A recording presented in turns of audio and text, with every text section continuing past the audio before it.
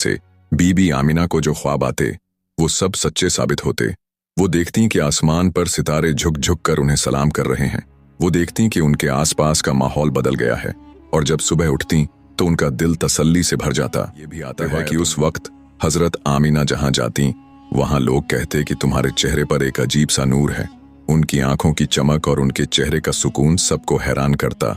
कुछ औरतें उनसे पूछती, तुम्हारे चेहरे पर तो ऐसी रोशनियां हैं जो हमने कभी न देखी।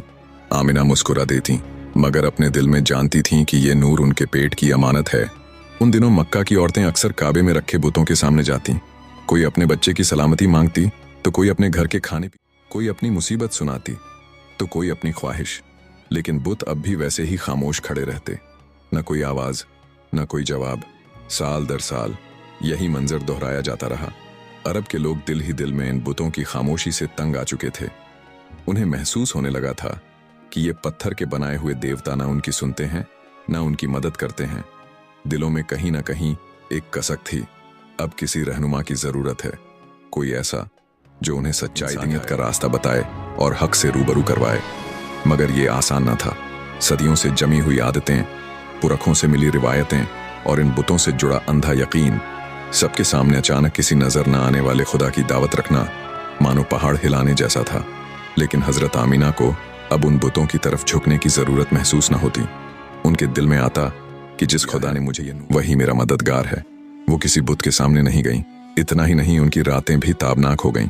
वो रात को महसूस करती कि कोई फरिश्ता उनकी निगहबानी कर रहा है। कभी कोई आवाज आती, आपके पेट में सारी दुनिया का सरदार है। कभी कोई कहता, आपके बेटे के आने से तारीखियां मिट जाएंगी। उनके तजुर्बे से बहुत अलग थीं। यही वजह थी कि बीबी आमिना की रूह हर रोज नए एहसास से गुजरती। उनके दिल में गमो खुशी का अजीब संगम था। गम इसलिए कि उनके शौहर अब्दुल्लाह सफर पर, जल्द ही वो उनसे बिछड़ने वाली थीं, और खुशी इसलिए कि अल्लाह ने उन्हें सारी दुनिया की सबसे बड़ी नेमत दी थी। वहीं दूसरी तरफ मदीना की रात थी। हवाओं में सन्नाटा घुला हुआ था। उसी मदरसे के कमरे में कुछ बड़े यहूदी आलिम बैठे थे। सामने तौरात के खुले पन्ने और चारों के चेहरों पर सोच की लकीरें गहरी होती जा रही थीं। पहला आलिम बोला, लोग आने वाले नबी के पास क्यों न जाएंगे? उनकी सच्चाई और अखलाकों की मिसाल ही ऐसी होगी कि बुतों के सामने जाने वाले लोग भी समझ जाएंगे कि असली मालिक तो बस एक अल्लाह है। दूसरा आलिम भौहें चढ़ाकर बोला, हाँ, लेकिन सोचो, अगर वो आ गए तो सबसे पहले इन अरबों को हमारे देवताओं से दूर करेंगे। सदियों से जो हम अपनी बातें और अपनी किताबों से उन पर असर डालते आए हैं, वो सब कुछ खत्म हो जाएगा। बुजुर्ग आलिम ने कहा, यह तो हमारी किताबों में भी लिखा है कि जब वो आएगा तो बुत टूटेंगे, झूठे देवता मिटेंगे और लोग एक खुदा की तरफ लौटेंगे। अगर हमने उसका साथ न दिया तो हमारी हस्ती ही मिट जाएगी। कमरे में सन्नाटा छा गया। मक्का की वादी उस रात अजीब सी खामोशी में डूबी हुई थी। रेगिस्तान की रेत तक ठंडी हो गई थी। हवाएं जैसे थम गई थीं। सितारे अपने अंदर एक नई रौनक समेटे हुए थे। कोई जान न पाया कि ये रात क्यों इतनी जुदा है, मगर सारी कायनात एक अनजाने इंतजार में डूबी हुई थी। उस घर में जहां हजरत आमिना ठहरी हुई थीं, एक अजीब सा नूर बिखरा हुआ था।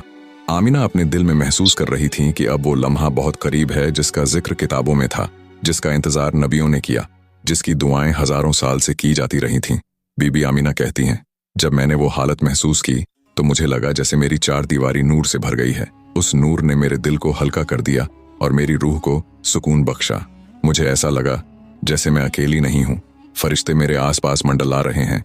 और फिर वो घड़ी आई जब सारे आलम की तकदीर बदलने वाली थी। नन्हा सा लख्त जिगर दुनिया में आया तो किसी आम बच्चे की तरह न था। बीबी आमिना ने देखा कि उनका बेटा पैदा होते ही सजदे की हालत में है। उसके होंठ हल्के हल्के हिल रहे थे, मानो वो अपने रब का जिक्र कर रहा हो। उसकी आंखें आसमान की तरफ उठी हुई थीं, जैसे वो अपने खालिक से बात कर रहा हो। उसके जिस्म से महकती हुई खुशबू उठ रही थी। उसकी पेशानी से ऐसा नूर चमक रहा था कि कमरे की दीवारें रोशन हो गईं। हजरत शिफा जो उस वक्त मौजूद थीं, हैरत से कहती हैं, हमने ऐसा बच्चा कभी नहीं देखा था। उसकी शक्ल में नूर था, उसके जिस्म में पाकीज़गी थी और उसके आसपास एक ऐसी रौनक थी जो किसी और इंसान में न थी। जैसे ही मोहम्मद सल्लल्लाहु अलैहि वसल्लम पैदा हुए, पूरी दुनिया में अजीबो गरीब मोजज़ात होने लगे। काबे में रखे हुए 360 बुत एक एक करके गिरने लगे। कोई मुंह के बल गिरा, कोई पीठ के बल। उज़्ज़ा और मनात, ये बड़े बड़े बुत चिकनाचूर हो गए जैसे कभी थे ही नहीं। सदियों से लोग उन बुतों के सामने झुकते रहे थे, उनसे मदद मांगते रहे थे, मगर अब वो बुत खुद अपनी जगह पर कायम न रह सके। ये अल्लाह की तरफ से इशारा था कि अब शिर्क का अंधेरा मिटने वाला है। उसी वक्त जिब्राइल अमीन अलैहिस्सलाम आसमान से उतरे और काबे की छत पर एक झंडा गाड़ा। साथ ही मगरिब और मशरिक में भी पैगंबर हजरत मोहम्मद सल्लल्लाहु अलैहि वसल्लम की आमद की खुशी में परचम फहराया। वो झंडे इस बात की अलामत थे कि अब बीबी आमिना के घर का असल मकसद रोशन होगा। अब ये सिर्फ कुरैश का घर नहीं रहेगा, बल्कि सारी इंसानियत का किबला बनेगा। मगर मूजज़ात सिर्फ मक्का में न हुए। दूर ईरान में, जहां कुसरा का महल सदियों से मजबूती से खड़ा था, अचानक उसकी 14 मीनारें गिर गईं। बादशाह हैरान रह गया। वो समझ न सका कि उसकी सल्तनत की नींव में ये जलजला क्यों आया, मगर ये अल्लाह का पैगाम था कि उसकी हुकूमत अब ज्यादा देर तक कायम न रहेगी, क्योंकि अल्लाह के आखिरी नबी आ चुके हैं। फारस में आग का एक बड़ा मंदिर था, जहां हजारों सालों से आग जलती रहती थी। लोग उसे पूजते थे और ये आग कभी बुझती न थी। मगर उस रात जब मोहम्मद सल्लल्लाहु अलैहि वसल्लम पैदा हुए, वो आग अचानक बुझ गई। जैसे अल्लाह ने कह दिया कि अब आग की पूजा का दौर खत्म। अरब के इलाके में सवा नाम की झील सदियों से पानी से भरी थी, मगर उसी रात वो सूख गई। ये भी एक इशारा था कि झूठे अकीदे मिटने वाले हैं। और आसमान पर ऐसा नूर चमका कि बीबी आमिना कहती हैं, मुझे लगा जैसे शाम के बाजार और बुसरा के कसर मेरे सामने नजर आ रहे हैं। मेरे बेटे के आने के साथ ही वो नूर इतना फैला कि मुझे दूर दराज की सरजमीनें भी रोशन नजर आईं। जब पैगंबर रहमत सल्लल्लाहु अलैहि वसल्लम पैदा हुए तो हजरत अब्दुल मुत्तलिब यानी आपके दादा दौड़े दौड़े घर पहुंचे।